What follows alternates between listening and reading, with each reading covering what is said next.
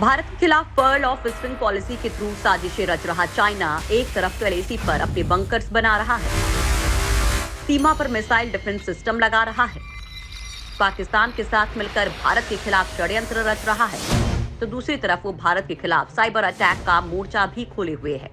ये खुलासा हुआ है यूनाइटेड स्टेट्स ऑफ अमेरिका की एक रिपोर्ट में। रिकॉर्डेड फ्यूचर नाम की एक साइबर सिक्योरिटी कंपनी जो तमाम देशों के इंटरनेट का इस्तेमाल कर उनका अध्ययन करती है, उसकी रिपोर्ट कहती है कि इस साल की शुरुआत में बिजली और बंदरगाह क्षेत्रों में पावर ट्रिपिंग की वजह चीनी हैकर्स का हमला था। रेडिको नाम की चीनी हैकर्स की ये यूनिट मार्च में बेनकाब हुई। इस नए समूह की पहचान रेड फॉक्सट्रॉट के रूप में की गई है। रेड फॉक्सट्रॉट ने भारत में एरोस्पेस और रक्षा संचार, सरकार, दूरसंचार, खनन और अनुसंधान संगठनों को अपना टारगेट बनाया। रेड फॉक्सट्रॉट 2014 से सक्रिय है और ये चीनी सेना पीएलए के यूनिट 69010 से जुड़ा है। भारत के अलावा उसके निशाने पर Afghanistan, Kazakhstan, Kyrgyzstan, Pakistan, Tajikistan और उज्बेकिस्तान है। रिपोर्ट की माने तो रिकॉर्डेड फ्यूचर के इंसेक्ट ग्रुप ने चीनी सरकार की सरपरस्ती वाले हैकर्स की फौज की पहचान की, जिससे रेड फॉक्सट्रॉट के रूप में ट्रैक किया जा रहा है। इसने 2020 और 2021 के दौरान कई भारतीय संगठनों को निशाना बनाया।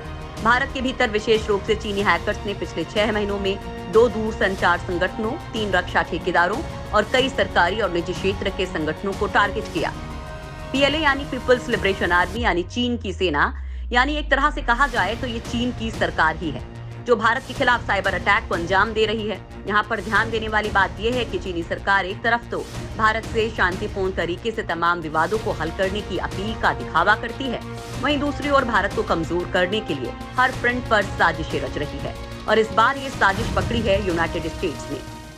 ये और भी घातक इसलिए है क्योंकि ये भारत पर साइबर हमला उस वक्त किया गया है जब चीन और भारत दोनों के बीच संबंध अब तक के शायद सबसे नाजुक दौर से गुजर रहे हैं। रिकॉर्डेड फ्यूचर की रिपोर्ट बताती है कि चीनी हैकर्स के निशाने पर खास तौर पर भारत के डिफेंस एस्टेब्लिशमेंट्स के साथ ही एनटीपीसी के प्लांट्स भी शामिल हैं। आपको बता दें कि अक्टूबर 2020 को मुंबई में पावर ब्लैकआउट हुआ था। इसके पीछे चीन का ही हाथ था। इससे मुंबई और आसपास के महानगर क्षेत्र में जनजीवन पर गंभीर असर पड़ा था। इसकी वजह से लोकल ट्रेनिंग, अस्पतालों में इलाज, सरकारी दफ्तरों में कामकाज बाधित हुआ था। मुंबई में हुए साइबर अटैक में मालवेयर के जरिए पावर ग्रिड को निशाना बनाया गया था। हमले के लिए विदेशी सर्वर के लॉगिन होने का खुलासा भी हुआ था। जानकार बताते हैं कि इस तरह के साइबर हमले का खतरा भारत पर तब तक बना रहेगा जब तक चीनी सामान, हार्डवेयर, सॉफ्टवेयर का इस्तेमाल देश के electricity grid, defence networking, medical industry या तमाम दूसरे कंसर्न एरिया में किया जाता रहेगा। मुंबई स्टेट इलेक्ट्रिसिटी ग्रिड पर हुए चीनी साइबर अटैक के बाद ये बात सामने आई थी कि ग्रिड में चीनी सामान का प्रयोग किया गया है। इस तरह के साइबर हमले के लिए हैकर्स और सॉफ्टवेयर प्रोग्रामर को एक कोड जनरेट करने की जरूरत होती है जो मॉलवेयर बनाए और फिर ऐसे हमले करे। हालांकि उस वक्त चीन ने बेशर्मी से इस बात को खारिज कर दिया था कि मुंबई में जो कुछ हुआ उसके पीछे चीनी साइबर आर्मी का हाथ है। चीन के विदेश मंत्रालय के प्रवक्ता ने उस वक्त बयान जारी करके कहा था कि बिना किसी प्रमाण के किसी पर इस तरह का आरोप लगाना गैर जिम्मेदाराना है। चीन हमेशा से साइबर सुरक्षा का पक्षधर रहा है और इस तरह के किसी हमले की निंदा करता है। साइबर सुरक्षा के मुद्दे पर अटकलों की कोई भूमिका नहीं होती, लेकिन उस वक्त भी चीन ने दुनिया के सामने झूठ बोला था। इस बात का खुलासा अमेरिकी साइबर सिक्योरिटी फर्म ने कर दिया है।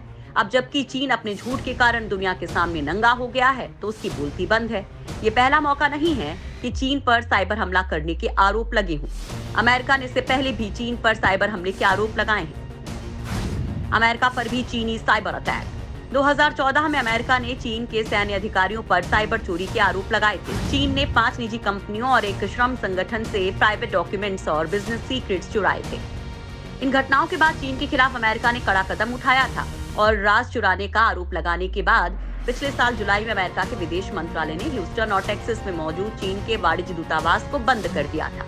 अमेरिका का आरोप था कि चीन अमेरिका से इंटेलेक्चुअल प्रॉपर्टी चोरी कर रहा है। उस वक्त अमेरिकी खुफिया एजेंसी FBI के निदेशक ने चीन सरकार की जासूसी और सूचनाओं की चोरी को अमेरिका के भविष्य के लिए अब तक का सबसे बड़ा दीर्घकालीन खतरा बताया था।